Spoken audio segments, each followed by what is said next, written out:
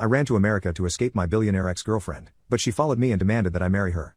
I began dating a girl after meeting her in high school 2 years ago. She was the most popular girl in the entire city because she was the daughter of a rich politician. She had never dated before because no guy had the guts to ask her out, except me. But it was love at first sight for me, and I somehow gathered the courage.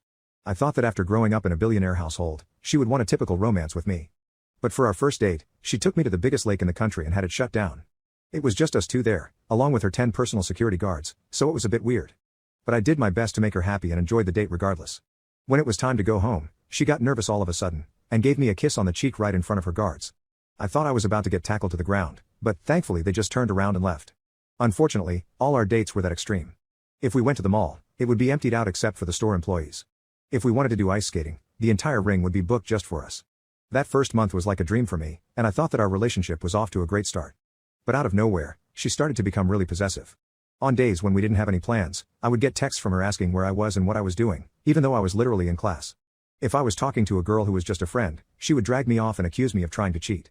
I told her that I liked her a lot, and there's no way I would do anything to hurt her, but she didn't listen. One time, I was put in a project with a random girl from class, so we had to spend a lot of time together.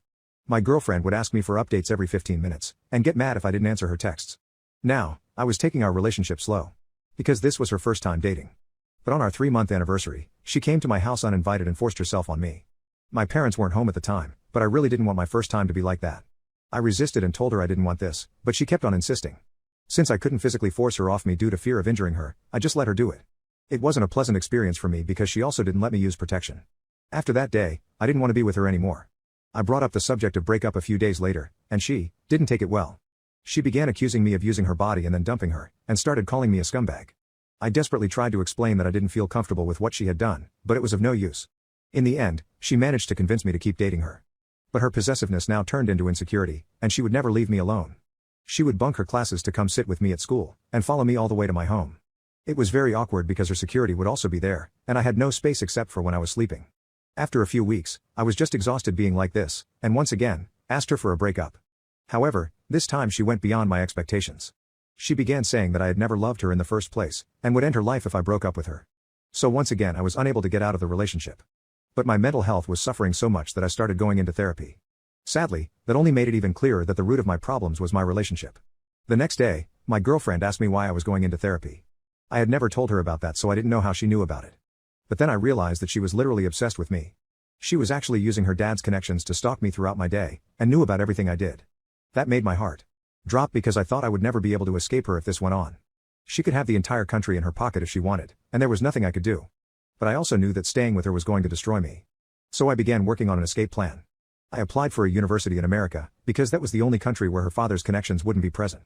Unfortunately, my application took over a month to process, and even when I was accepted, the visa process took another 4 months.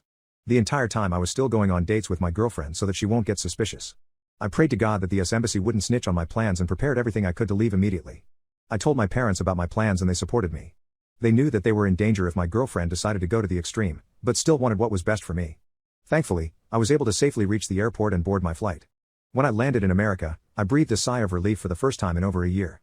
I immediately blocked my girlfriend, and began attending university. A week passed, and then a month passed.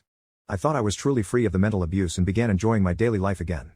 I found new friends who were sympathetic but also understanding of my situation, and helped me find a job to support myself. But then, yesterday, my girlfriend showed up in front of my dorm room. She was standing there alone and asked if she could come in. I was just too shocked to say anything, so she walked right past me and sat on the bed. I was really scared and nervous, but also noticed that there were no security guards around. My girlfriend started crying and telling me how heartbroken she was when I left without a word. I tried explaining to her that I just wasn't happy in our relationship, and she wasn't letting me break up with her, so I had to run away. But then she told me that it didn't matter. That I was deceiving myself and I was actually still in love with her. She said, "I'm willing to forgive you for everything you did, but only if you come back and marry me. It's my dream to get married to you on the beach with a view of the sunset."